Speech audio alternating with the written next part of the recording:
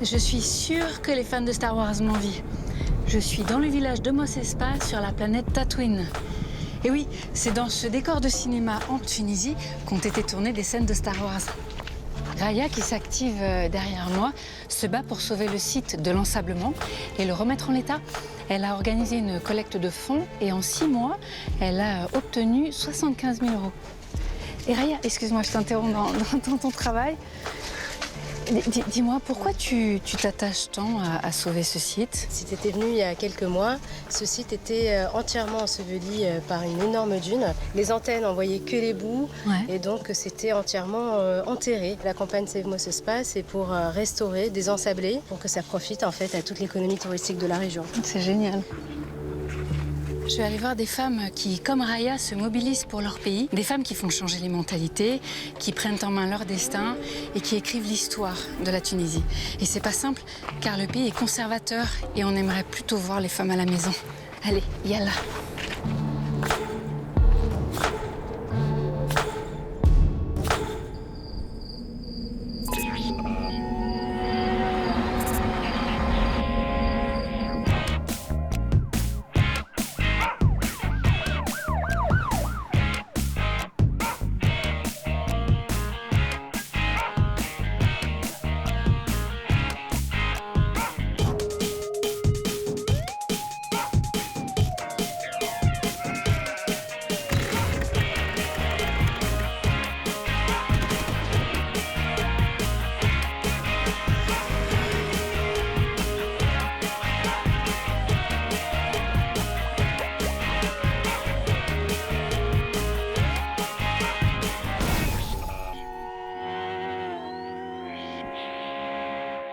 Comment il faut faire? Il reste ici comme ça. Ah, je reste ici comme ça? Oui. On va y voir, mon père. Et je reste comme ça? Ok. C'est bizarre là, non, monsieur, comme ça, hein? C'est bizarre, non? La Tunisie est le plus petit pays du Maghreb, la région la plus à l'ouest du monde arabe. C'est sans doute pour cela que l'on dit qu'elle est tiraillée entre l'Orient et l'Occident, entre tradition et modernité. Et pourtant, le dépaysement est flagrant.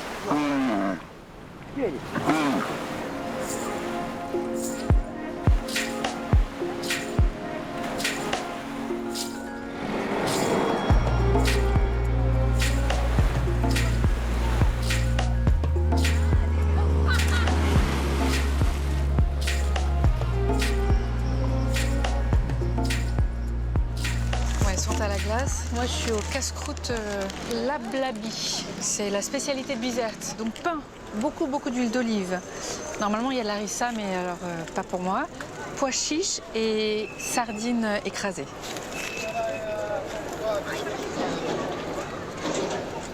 C'est un peu sec, pois chiches et pain ensemble. C'est plus lourd que la glace. Eh oui, c'est plus lourd. C'est plus consistant. C'est un bon spot ici pour observer les Bizertins. Le port du voile intégral est autorisé en Tunisie. Et ce, depuis la révolution de Jasmin de décembre 2010, qui a déclenché le printemps arabe. Depuis, le nombre de femmes intégralement voilées est en augmentation. Et contrairement à ce que l'on pouvait imaginer, la condition de la femme n'a pas vraiment évolué. Les Tunisiennes ont juste réussi à conserver leurs acquis.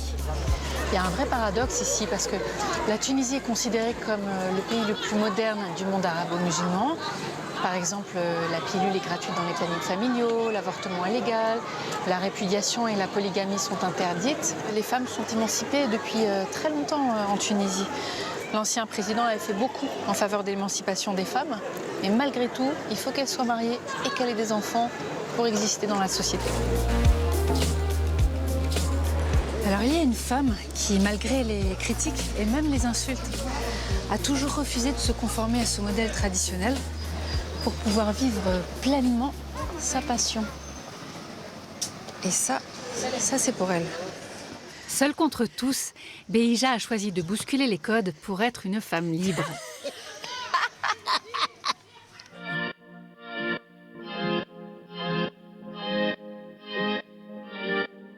Beija est l'unique femme supporter du club de foot de Bizerte, le CAB. Et ça fait plus de 70 ans qu'elle suit tous leurs matchs. Ça se fait pas donner l'âge d'une dame, mais elle m'a permis de le faire. Elle a 90 ans. Fais-moi un bisou, Beija. Elle est super contente. Vous supportez quelle équipe? Bizerte. Bizerte. Behija fut la toute première femme supporter de foot du pays. C'était dans les années 40. Et si les matchs de football féminin existent depuis 10 ans, Behija est encore aujourd'hui la seule femme dans les gradins de Bizerte. Ah, je vois, c'est jaune aussi, aux couleurs, alors vraiment très raccord avec les couleurs du CAB, hein. Jaune et noir, puisque ce sont les couleurs de l'équipe de foot de Bizerte, le CAB. Tout le temps en noir et jaune dans la vie de tous les jours? Toujours. Toujours? Toujours. Il n'y a pas de match en ce moment avec le club de foot de Bizerte, puisque c'est la fin de la saison et les joueurs sont en vacances. Mais Behija vient quand même assister à tous les matchs. En l'occurrence, là, il s'agit d'un match de championnat de division nationale.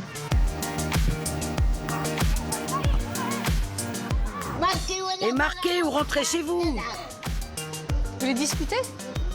Bah oui, rentre chez toi, rentre chez toi. Si tu marques pas, t'as qu'à rentrer. D'accord.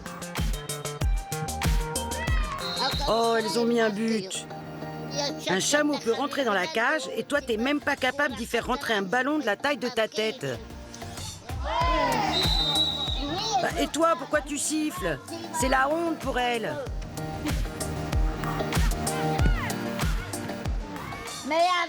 Mais elles savent pas jouer. Les autres, elles jouent mieux. Il y a 2-0. Les autres, elles jouent bien. Elle est pas contente, hein? Bah, doucement, Behija, ce sont des cadettes quand même.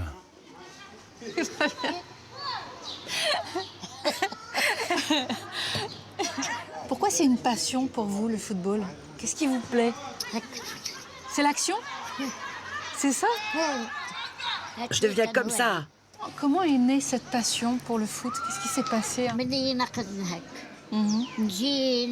Depuis toute petite, quand il jouait ici, j'allais chez ma tante et je regardais tous les matchs de son toit terrasse qui donnait sur le stade. Je suis même arrivée à rentrer par la porte et ce sont les policiers qui me faisaient rentrer. Alors les gens criaient « La honte, Behija, la honte, Behija est entrée dans le stade !» On vous a critiqué? Mon père n'aimait pas ça, il me frappait. Il me disait « Mais tu n'as pas honte, tu vas au stade où il n'y a que des hommes, mais tu n'as pas honte ?» Il me disait « Les filles ne vont pas au stade. » Et après, plus tard, quand vous êtes devenue femme... Comme je n'ai pas abandonné, c'est mon père qui s'est résigné. Il a cessé de me frapper et depuis, je viens au match librement.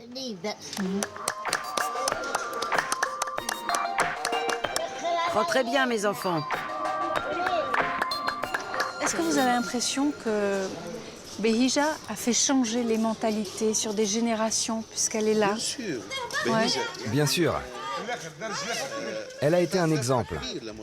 Et elle a contribué à faire changer les mentalités. On ne peut pas dire que c'était la première. Si, j'étais la première. C'est facile pour une femme maintenant de venir au stade.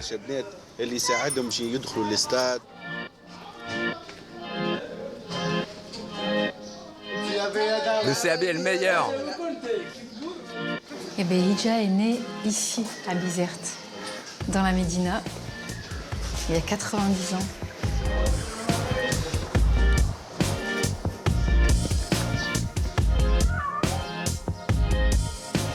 Bonjour Behija. Bonjour. C'est votre maison, Behija.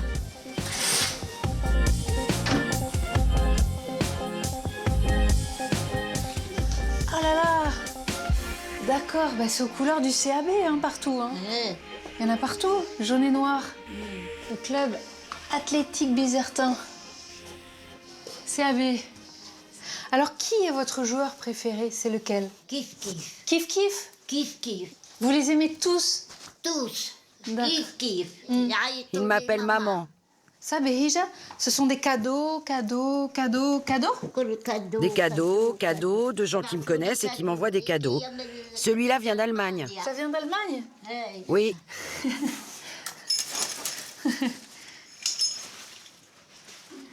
On me l'a envoyé parce qu'on m'a vu au stade sans parapluie. Vous êtes protégée. D'accord.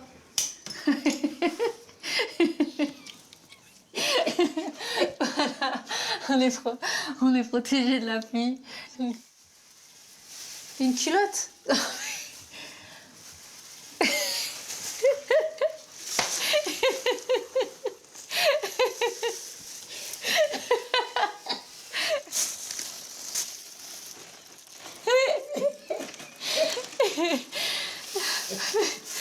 Mais Hija, je constate qu'il n'y a que les souvenirs du CAB, il n'y a pas de photos de mari ni d'enfants, parce que, d'après ce que j'ai compris, vous ne vouliez pas vous marier pour être vous consacrer au CAB, c'est ça? C'est ça. Un mari ne laisse pas sa femme sortir.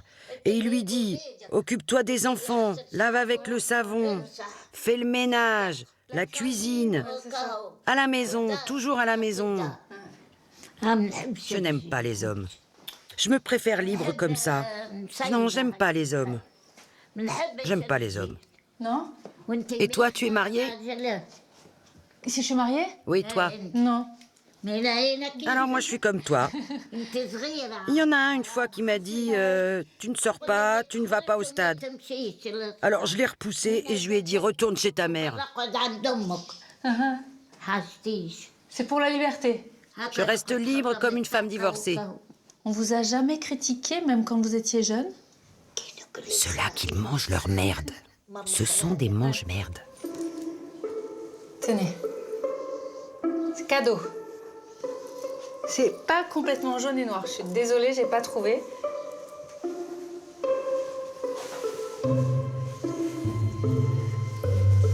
Comment ça se met?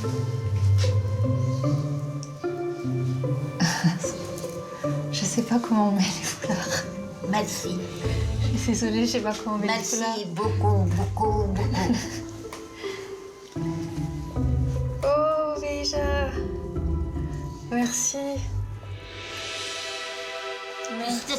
Comme ça, tu te souviendras de moi en France. Tu diras que c'est de Beija. Behija, merci. Que Dieu te donne la santé. Merci beaucoup, Behija. Merci beaucoup. Bon. Au revoir, Behija. Au revoir.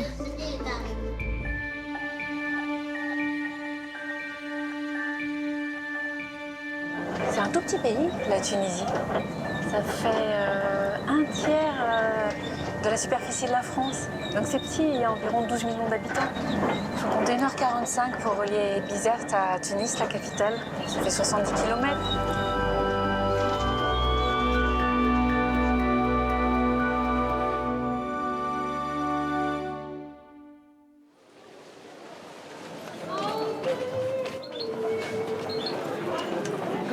Je fais un tour dans la Médina de Tunis. On dit que c'est la plus belle Médina du monde. D'ailleurs, elle est classée au patrimoine mondial de l'humanité.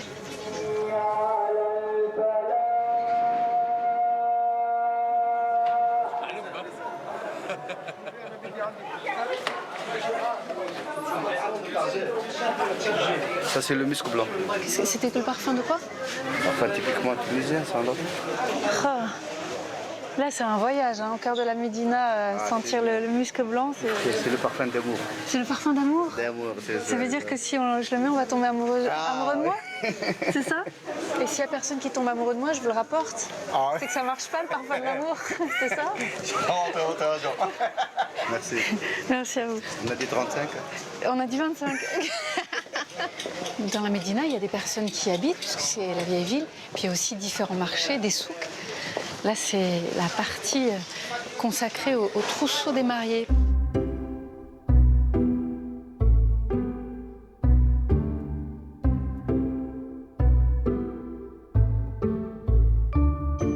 C'est vous qui faites tout ça à la main? Oui, tout est fait à la main. C'est énormément de travail. Oui, oui.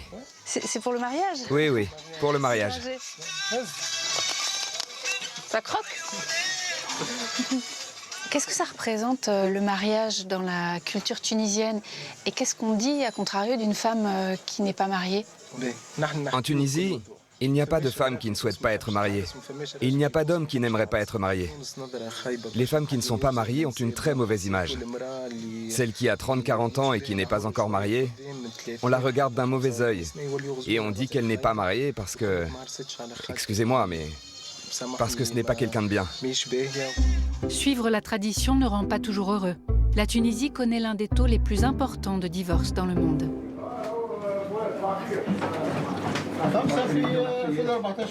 Le plus de vitamines.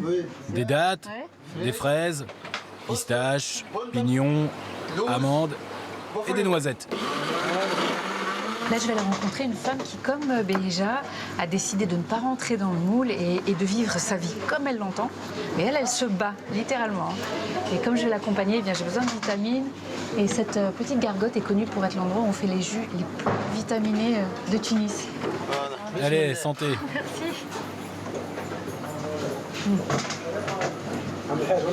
J'ai plus l'impression de boire de la purée plutôt qu'un jus ou qu'un milkshake. C'est super consistant. On sent vraiment les fruits secs. Pour les jeunes mariés. Ah, ça, c'est très bien. Pour l'homme. Pour l'homme? Pour l'homme, oui. C'est fort. Pour qu'il ait la force. Oui, la force, oui. Pour sa femme? Oui, c'est ça. Si tu bois ça et ton ami aussi, ça va faire des étincelles entre vous. Personne ne pourra plus vous éteindre. À bientôt. Merci. Salam alaikum. Allez, on court, on court, on court. 10, 11, 12, 13, 14, 15. Hanen Karoui est championne du monde de full contact.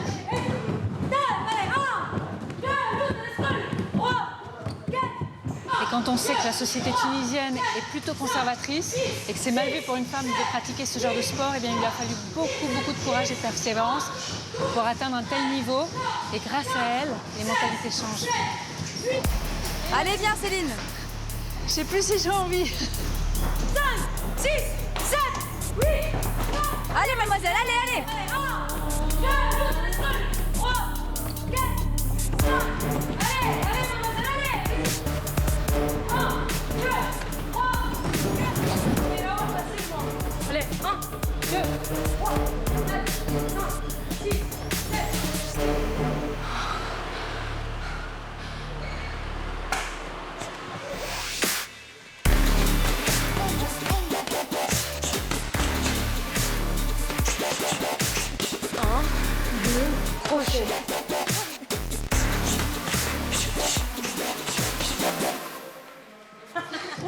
Alors que le foot féminin est bien accepté dans la société tunisienne, c'est beaucoup plus compliqué pour les sports de combat. Celles qui les pratiquent sont seulement une poignée et malgré sa réussite, Hanen n'est pas soutenue. Hanen, tu as été championne du monde, championne d'Afrique et pourtant on parle peu de toi dans les médias. Est-ce que c'est pas décourageant, démotivant? Quand tu réussis à avoir une médaille ou un titre mondial, il n'y a même pas le maire qui vient t'accueillir, ni les journalistes qui viennent te voir à l'aéroport. Il n'y a rien du tout. Tu rapportes juste ta médaille et pour la fédération, le staff technique, on te considère comme si tu étais une athlète en fin de carrière. Pourquoi Hanen s'entraîne avec des hommes? Parce qu'on n'a pas des séances privées pour les femmes. Parce qu'elles ne sont pas assez nombreuses? Exactement. Comment elle est, Hanen? Quelle qualité elle a? Hanen, elle a des qualités de guerrier. Elle entame le combat, elle frappe fort, elle n'aime pas les défaites, elle ne cherche pas le plaisir, elle cherche la frappe. Qu'est-ce qui lui manque? L'argent. D'accord. Parce qu'elle est d'une famille modeste, donc elle n'a pas assez d'argent pour... Elle n'a pas de sponsor? Non, elle n'a pas. Qu'est-ce que c'est le full contact? C'est quoi? Un sport pied-point. Pied-point, qu'est-ce qu'il faut faire? C'est quoi le truc? Frapper avec les poings, avec les pieds, au-dessus des ceintures. Avec des enchaînements appliqués, les jambes, les poings et tout.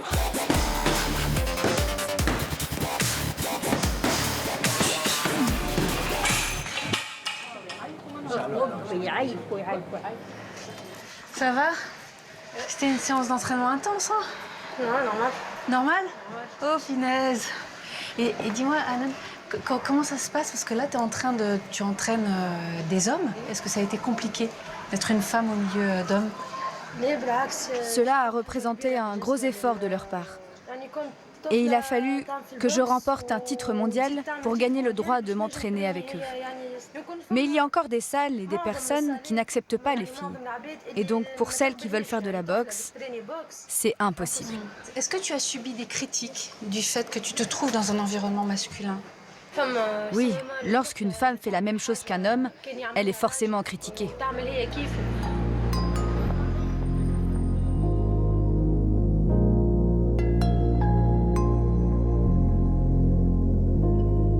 On va prendre le métro. C'est comme ça que les Tunisiens appellent le tramway.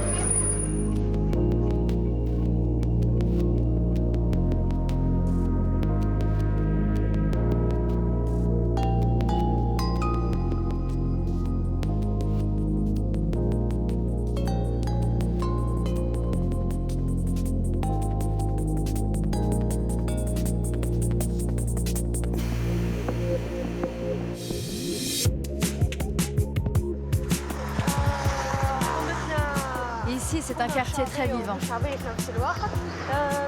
Je suis née ici, j'ai été élevée ici, et aujourd'hui encore, j'habite là.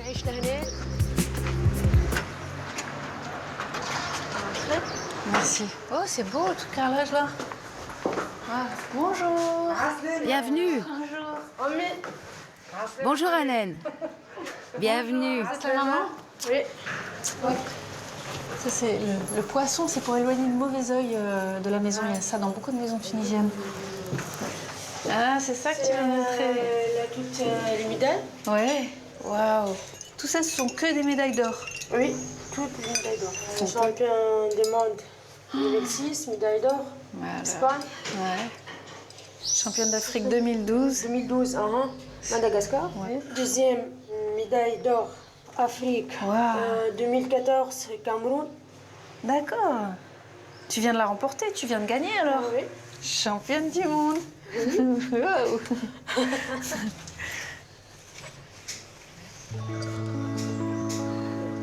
Bravo Hanen. Hein. J'ai l'impression d'être sur un podium.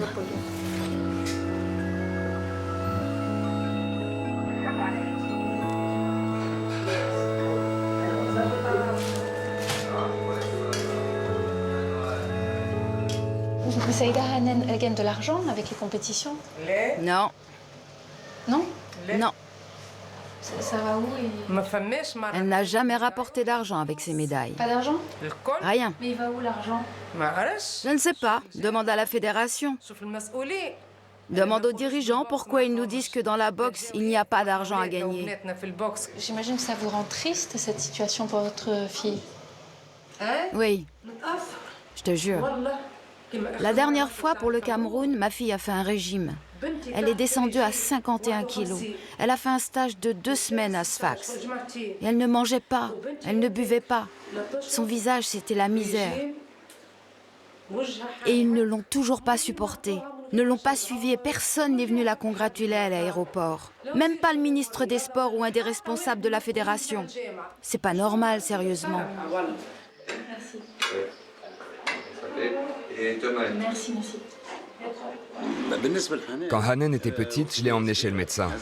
Il a dit qu'elle avait une grande énergie et qu'elle devait se dépenser. On tournait dans le quartier et elle est entrée dans une salle. Il y avait une salle en haut pour la danse et une en bas pour la boxe. Elle est descendue à la boxe et elle est restée à regarder la boxe bouche bée. Je lui ai dit, bon Hanen, on y va, on rentre à la maison. Et elle m'a dit, papa, je veux faire de la boxe.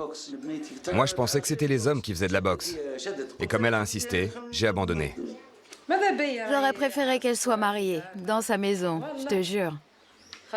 Parce que le temps passe. Et qu'elle grandisse sans faire d'enfant.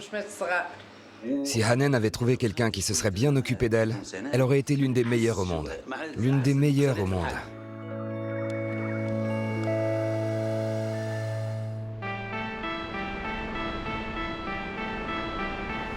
Parti, ça tourne. Action.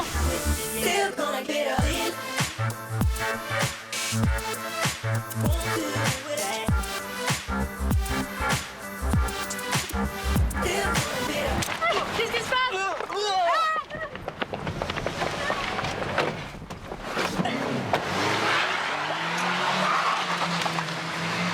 Tout va bien en fait. Il s'agissait d'un exercice d'évacuation dans le cadre d'une formation de protection rapprochée que suit Hanan depuis 4 mois.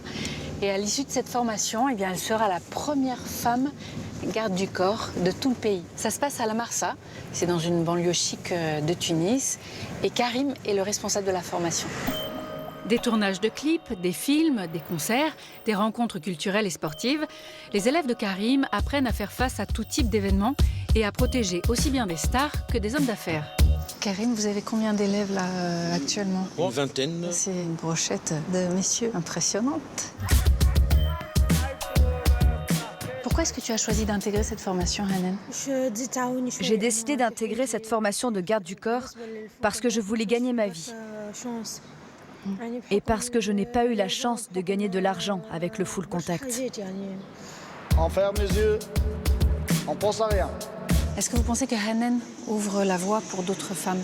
Elle change de mentalité, qu'elle fait un travail qu'on pense qu'en Tunisie, qu'elle est faite pour les hommes. Maintenant, elle va donner une autre idée, une autre vision pour ça, que les femmes peuvent le faire. Tous les jours, de 8h30 à 13h, Hanan apprend les techniques de combat, de concentration, d'observation, d'évacuation pour protéger les VIP, les Very Important Persons. C'est qui le VIP? Évacuation et on part.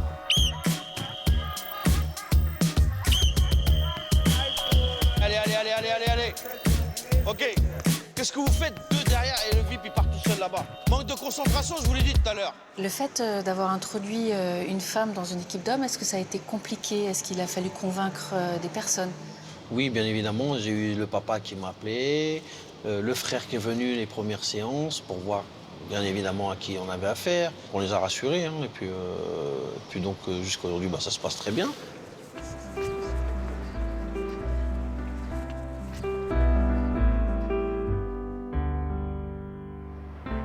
C'est vrai que beaucoup de gens me voient très forte en apparence.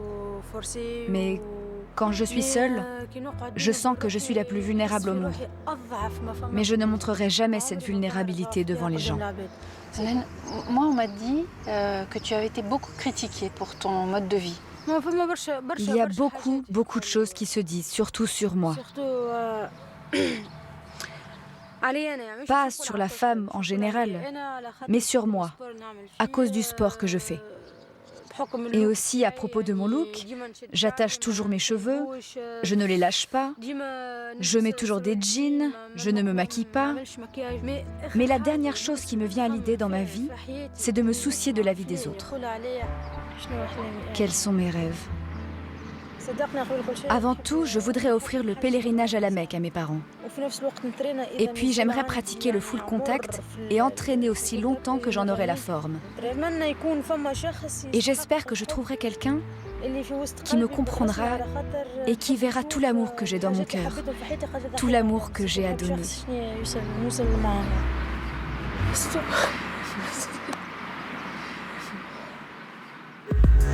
La Tunisie revient de loin. Il y a eu une dictature pendant plus de 20 ans. Cette dictature a été renversée le 14 janvier 2011.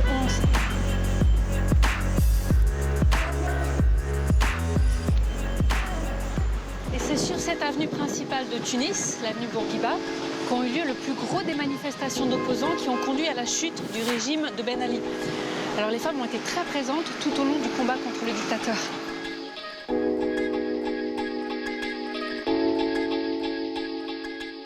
C'est l'avenue où je me faisais le plus tabasser par les flics. Donc, jamais tu vois le métro, là, ils m'ont mis en dessous. Ils ont attendu que le métro me passe dessus. Pour que tu te sois écrasée? Et qu'est-ce qu'il a fait, le métro? Il a stoppé?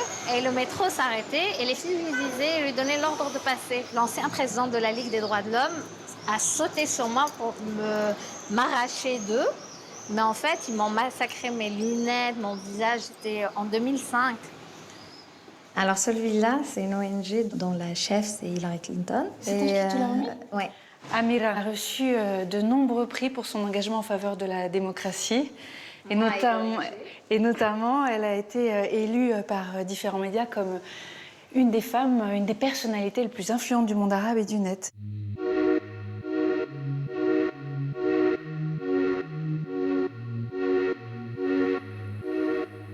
Amira a créé une association qui s'appelle La Boussole. Et c'est depuis les locaux de La Boussole, El Baousla, qu'elle exerce son influence.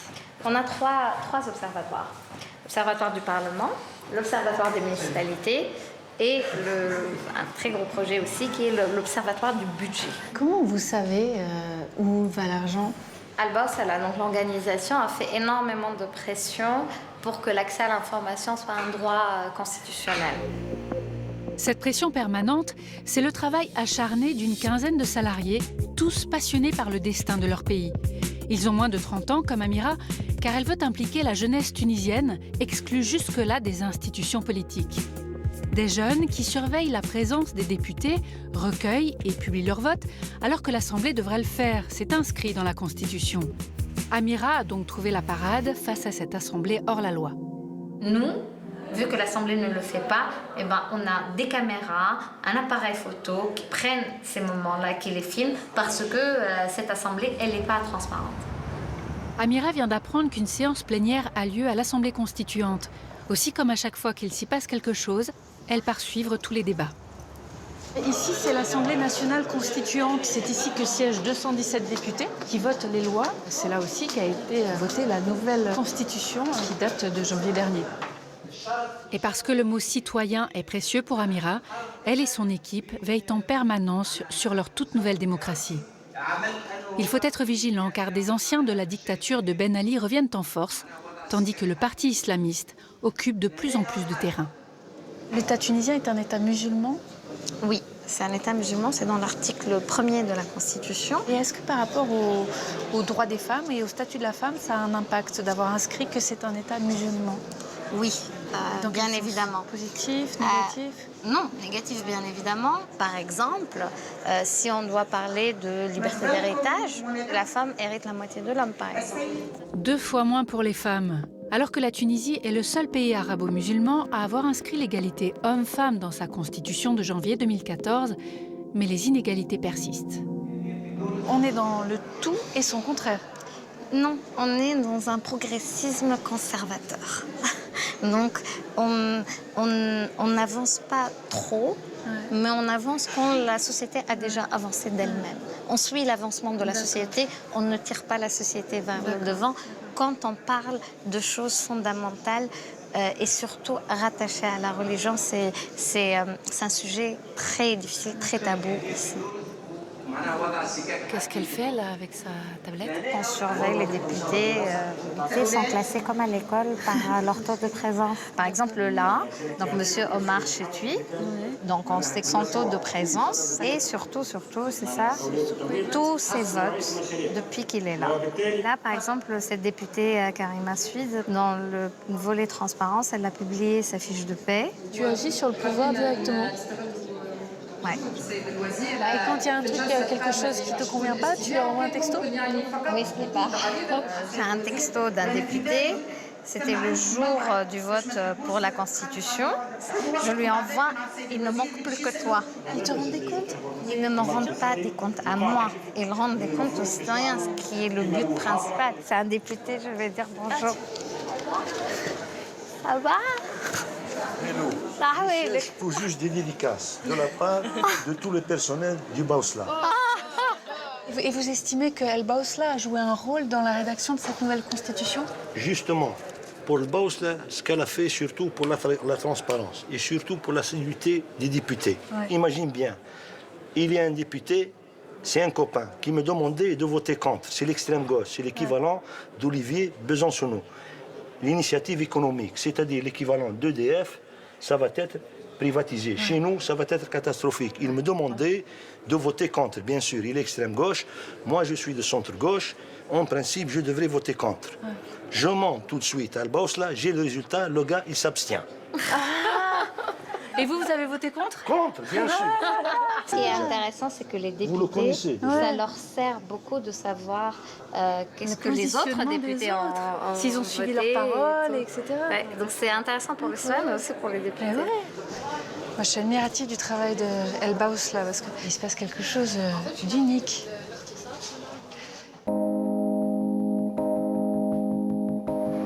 Je suis en direction du sud parce que j'ai entendu parler d'une femme dont on dit qu'elle accomplit le travail de 4 hommes. Alors je suis curieuse de la rencontrer. Puis tout Tout à l'heure, là, sur le bord de la route, il y a des hommes avec des cannes à pêche. Et au bout des cannes à pêche, on dirait qu'il y a des trucs qui pendent. Là, je sais pas trop ce que c'est.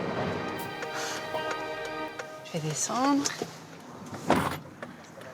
Salam alaikum. Oh, le pauvre. C'est terrible. Ce sont des caméléons, alors? Ouais, C'est pour quoi faire? c'est pour protéger du mauvais œil. Et qu'est-ce que vous en faites? On les ramène à la maison? On les égorge, on les fait sécher et on les accroche. Vivants? Non, on les égorge. C'est juste un animal protégé c'est une espèce menacée. Oh là là. Oh, petit père. Combien ça coûte? 20 dinars. Ça fait dans les 10 €. Est-ce que c'est légal ou c'est illégal? Celui-là, il est énorme. Oh là là. Elle est enceinte. Elle va pas me mordre. Hein. Oh putain. Ah si, ça mord. Ok, voilà. Un deuxième. Je vais les relâcher, hein.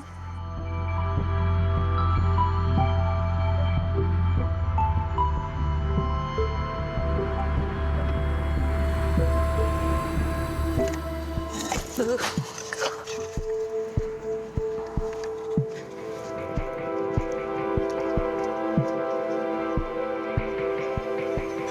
ne sais pas s'ils vont rester longtemps en liberté, mais au moins j'aurais essayé. Je continue mon chemin en direction des îles Kerkena.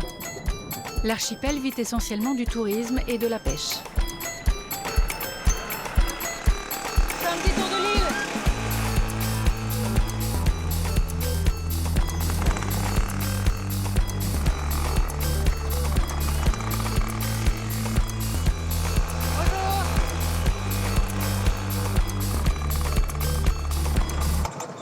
Il y a beaucoup de poissons en ce moment ou pas trop? De crevettes. Crevettes, d'accord. Et vivante. Elle est vivante? Fraîche. Bislama, Bislama, Bislama.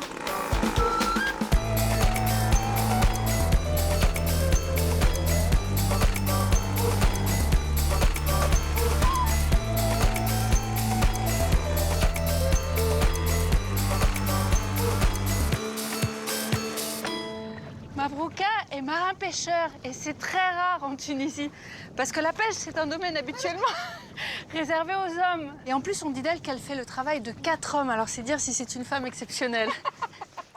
On n'est pas rendu. Tu veux que je le fasse? La planche est cassée. Elle est cassée. On a beau être en Méditerranée, mais il y a quand même de la marée, si bien que le bateau de Mabrouka, elle peut pas le mettre au bord. Ah, c'est mortel à mettre le gouvernail. C'est bon?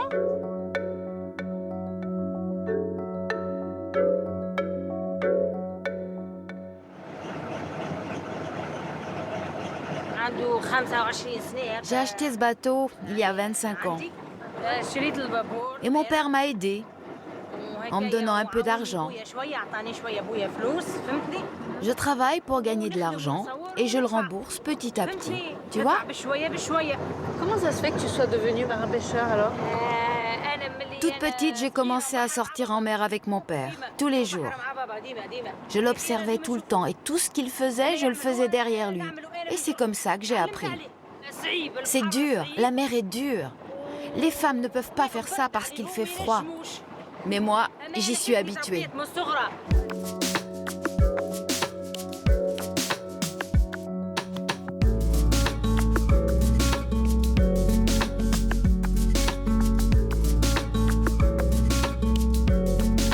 La spécialité de Kerkena, c'est la pêche traditionnelle dans des charfias. Un dispositif en forme d'entonnoir au bout duquel se trouve une nasse dans laquelle les poissons sont piégés. Bon ben, tu vas venir? C'est épuisant, épuisant. Tous les poissons. C'est pas trop petit? C'est pas pour les vendre. On en a pris très peu. Chaque jour est à la grâce de Dieu. Ça, c'est pour la maison. On les écaille, on les met dans des sacs au congélateur et je peux en faire de la soupe, du couscous, Briques. des briques. La population de poissons augmente, diminue, ça évolue? Avant, il y en avait beaucoup, beaucoup.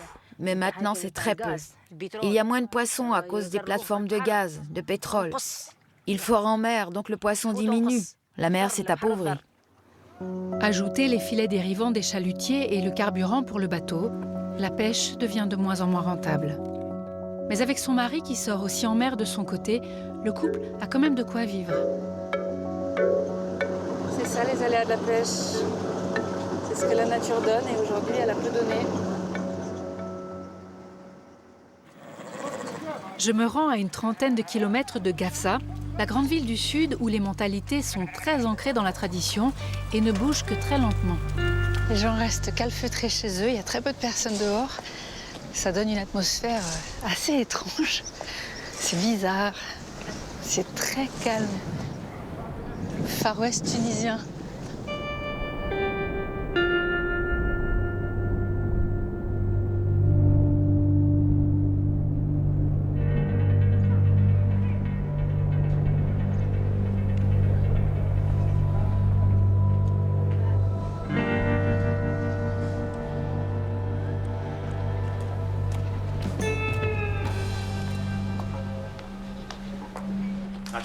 Je te donne de cette couleur? Qu'est-ce que tu regardes, Najat?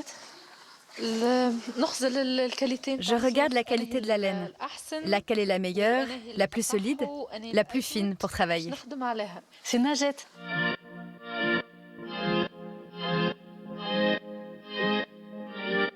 Et je suis très heureuse de la rencontrer parce qu'elle a une histoire hors du commun pour une femme tunisienne.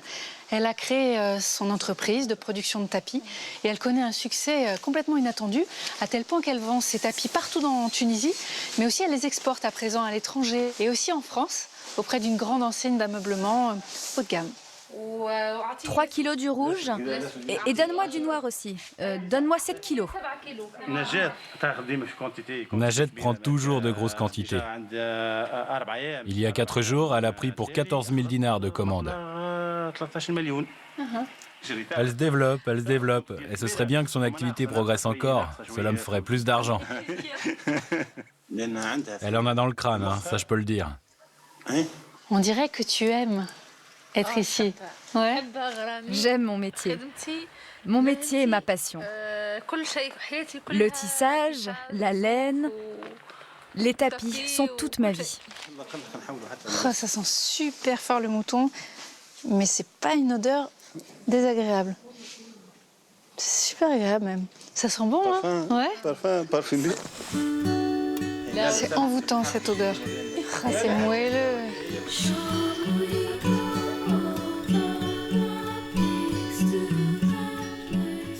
Ça va comme ça? Ah, c'est super agréable en fait. J'ai pas résisté au plaisir de me jeter, m'allonger dans la laine. C'est confortable. Oui.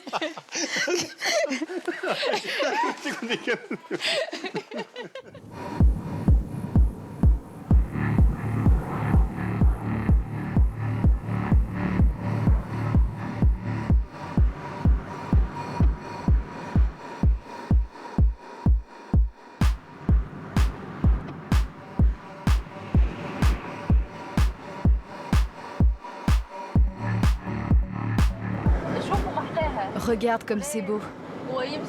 Je ne sens pas la route passer quand je conduis. Je regarde juste le paysage et alors j'oublie tout.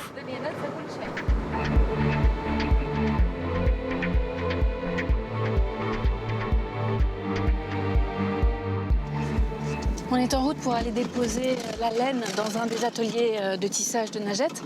Mais entre-temps, elle voudrait s'arrêter pour aller voir une des femmes qui travaille pour elle, mais cette fois-ci dans sa maison parce que le mari ne veut pas la laisser sortir pour travailler. Salam alaikum. Bonjour. Votre femme tisse à la maison parce que vous préférez pas qu'elle sorte travailler à l'extérieur. Vous pouvez me dire pourquoi? J'ai une mentalité de... On laisse pas la femme partir travailler. Et je suis jaloux. C'est pas une question de peur. C'est juste qu'elle-même n'est pas habituée à sortir à la base. Elle n'a pas l'habitude de se déplacer d'un endroit à un autre, de trouver son chemin. Elle sait pas faire ça. Et deuxièmement, comme j'ai des enfants, ça m'arrangerait pas de les laisser livrer à eux-mêmes tandis qu'elles travailleraient à l'extérieur. Ça ne me convient pas. Je travaille, je me déplace, je vais à l'atelier, je vends. C'est considéré comme un travail d'homme dans mon village. Alors on dit que je vagabonde, que je suis égarée. Ils n'ont aucune pitié. Ils n'ont aucune pitié. Ils ne disent pas « elle travaille, c'est une bosseuse, elle lutte pour gagner sa vie, on va l'aider ». Eh bien non, ils disent le contraire. Je ne peux même pas te le répéter parce que ça me fait très mal. Ce sont les hommes ou les femmes qui te critiquent? Les deux. Mais beaucoup aussi m'ont encouragée, soutenue. Et ils m'ont dit « allez, on est derrière toi ». Najat a créé 3 ateliers de tissage dans la ville de Gafsa et sa région. Elle fait travailler plus de 80 femmes. Bonjour. Bonjour. Ça va? Ça va. Ça va. C'est la maman? Ah, c'est ça. Salam alaikum. La force du projet de Najat, c'est d'avoir relancé cette activité de production de tapis mergoum arbi. C'est tellement compliqué que les autres personnes qui tissent ont abandonné cette méthode. Il y a 4 femmes qui travaillent entre 4 et 6 mois pour faire un modèle comme celui-là. C'est énorme comme travail. Tiens, regarde. Nous, on tisse avec 3 fils, alors qu'un tapis ordinaire se fait avec un seul fil. La production s'envole depuis les débuts en 2009, avec plus de 400 tapis tissés chaque année.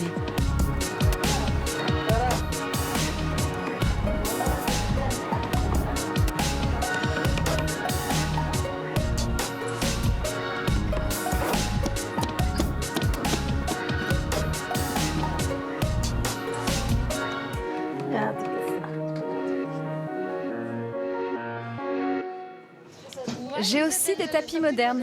Ah, tapis moderne aussi. Voilà, ça c'est aussi la force de son projet. Elle a gardé la technique ancestrale de tissage, mais elle a modernisé le motif. Donc je trouve ça super fort parce qu'on conserve les traditions dans le pays, mais on les modernise et ça relance l'activité. Est-ce que tu es fière de toi? Est-ce que ça te rend heureuse? Bien sûr que je suis contente.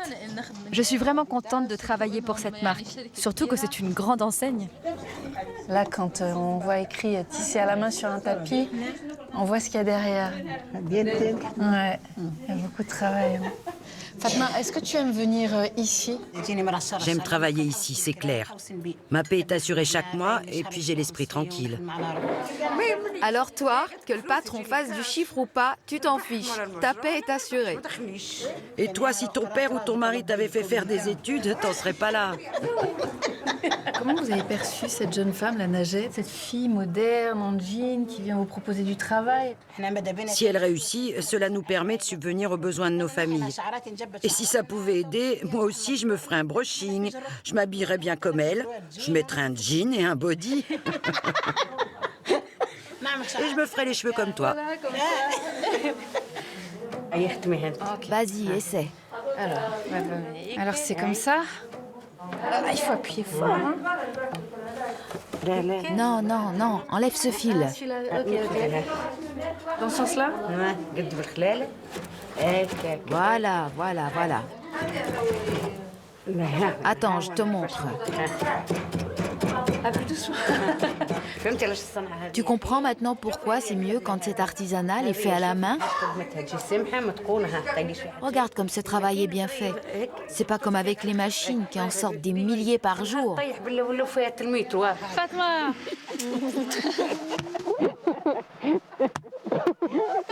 La bonne gueule dans le dos.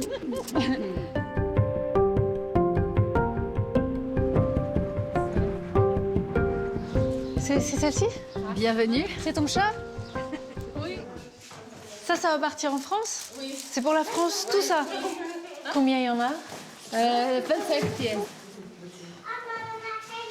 Grâce à la vente de tapis, C'est la grande cuisine. Najat a entièrement fait rénover la maison familiale. Vous êtes fière de votre fille? Je suis très très très fière d'elle, plus que tu ne l'imagines.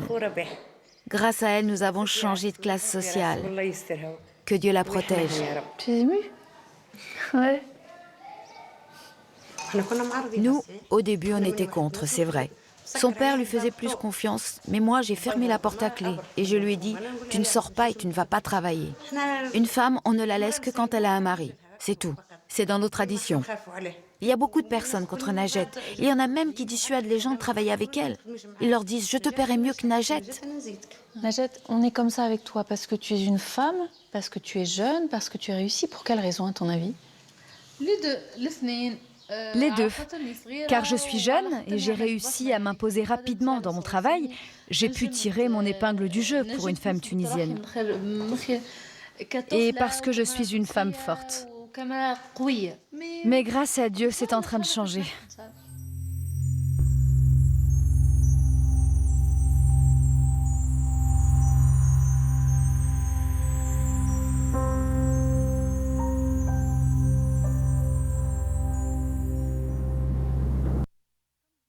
Porte du désert, je vais aller en direction de Tozeur.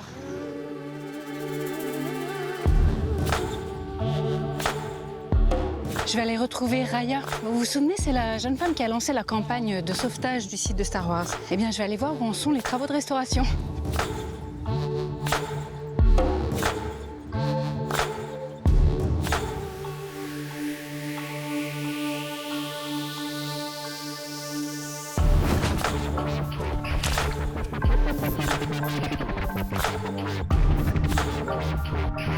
Là, qu'est-ce qu'ils font? Comme tu peux le voir, là, on attaque du lourd. Il s'est passé un truc de ouf. On a eu un don de 40 000 $. Ouais, excellent. Ouais, c'est une manne miraculeuse. Et du coup, là, avec les gars de l'association, on a repris les travaux. On est là en train de consolider les structures.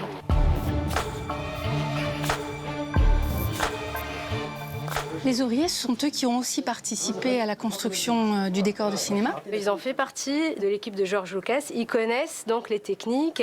C'est génial. Donc on les a repris parce qu'on ne change pas une équipe qui gagne. Bon courage, Raya. Merci. Que la force soit avec toi. Merci Céline. Quant à moi, j'ai encore une mission à accomplir. Protéger le village de Mosespa de la menace fantôme.